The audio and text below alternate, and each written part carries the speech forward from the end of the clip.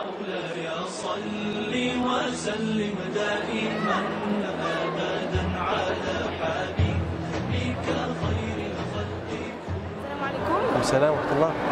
Alors, si vous pouvez vous présenter en quelques mots le Jardin des Lumières, qui c'est, qu'est-ce que c'est? Donc, alhamdoulilah, le Jardin des Lumières, c'est une association à but non lucratif qui a été créée en 2006 par quelques parents qui avaient le souci, qui étaient soucieux de la jeunesse musulmane, alhamdoulilah, de leurs enfants. Comment, Inch'Allah, nos enfants, Inch'Allah, en fait, cette association a pour but de créer la première école privée musulmane en Alsace. Donc vraiment, est-ce que vos attentes ont été comblées lors de ce salon? Avez-vous trouvé le soutien que vous étiez venu chercher? Alhamdoulilah, il y a eu du soutien, beaucoup de gens nous ont encouragés. Nous nous sommes rendus compte que vraiment il y a des projets comme ça en France, il y en a beaucoup. Et alhamdoulilah, on a eu vraiment beaucoup de soutien, surtout des gens, beaucoup de musulmans qui travaillent dans l'éducation nationale, qui nous ont soutenus à ce projet et qui nous encouragent. Et nous-mêmes, on encourage tous les musulmans de France à s'engager. On va finir sur le mot musulman de France. Si vous avez un message à leur faire passer, allez-y. Le message pour moi, c'est Inch'Allah, comment faire en sorte de donner la bonne image aux non-musulmans. Le prophète sallallahu alayhi wa sallam a très bien pu vivre avec les non-musulmans sans être en tension. C'est pour ça, Inch'Allah, il faudrait enlever cette mauvaise image qu'on nous donne et vraiment savoir vivre avec les non-musulmans de façon correcte.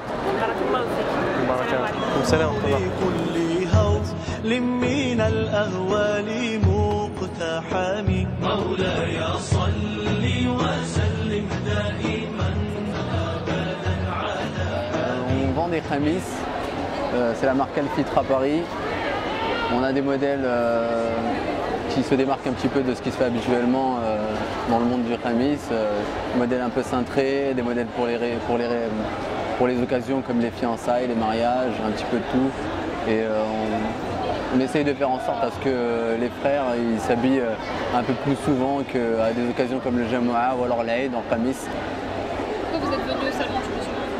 Parce qu'on nous a invités, on a répondu présent et pour nous c'était aussi une bonne opportunité de nous présenter au salon, vu le nombre de visiteurs qu'il y a eu. C'est une bonne chose, une bonne publicité et ça s'est bien passé en plus pour les 3 jours. Donc Inch'Allah, même si vous refaites une édition l'année prochaine, je pense qu'on sera présent avec plaisir. Et donc, dans cette dernière journée, quel est votre sentiment sur le salon? Là, beaucoup de fatigue là. Beaucoup de fatigue, on va bien dormir. Mais au final, que de bon. Même au niveau de mes voisins, les frères et les sœurs, ça s'est bien passé. On est content, même l'organisation. Très bien. Un message à faire passer aux musulmans? L'entraide, il faut s'entraider. Si on s'entraide, on s'élève. Voilà.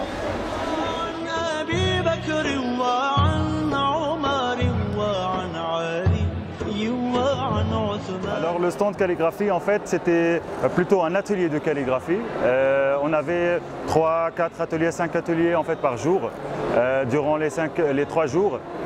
C'était un petit peu, on a dit l'âge de 13 ans, c'est l'âge minimum, mais au final, comme il y a eu beaucoup de gens intéressés depuis l'âge de 5 ans, donc j'ai dû accepter tout le monde et ça s'est très bien passé. On a fait à peu près 6 ateliers par jour, c'était impeccable. Les gens ils sont venus, ils ont appris les différents styles qui existent dans la calligraphie arabe et en même temps ils ont essayé eux-mêmes avec le matériel traditionnel et ça s'est très bien passé. Ils sont partis avec des bases.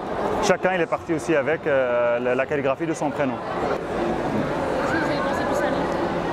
C'est magnifique. À chaque fois, moi, j'arrête les ateliers à 18 h pour faire un tour et pendant les 3 jours, chaque jour, je fais des tours. Ce qui me plaisait surtout, moi, c'est de trouver le vêtement traditionnel irakien, comme je suis d'origine irakienne, l'abaya sur la tête, le kéfi, etc. Donc, alhamdoulilah, on a pu trouver la plupart des choses qu'on cherchait. C'est vraiment, comme on dit, c'est la première fois, mais c'est très bien fait. Si vous aviez un message à adresser aux musulmans de France? Alors, le message que j'adresse aux musulmans de France, déjà, il faut commencer par apprendre la langue arabe. Ça, je crois que c'est le message le plus important parce que les gens ils doivent lire le Coran, c'est le minimum. Moi, mon message, c'est vrai que c'est la calligraphie arabe, mais indirectement la langue arabe. Donc, c'est une manière d'inviter les gens pour venir découvrir l'art arabo-musulman et à la fois de venir découvrir la langue arabe d'une manière soit directe, soit indirecte. C'est plutôt renforcer en fait notre culture et la comprendre beaucoup mieux.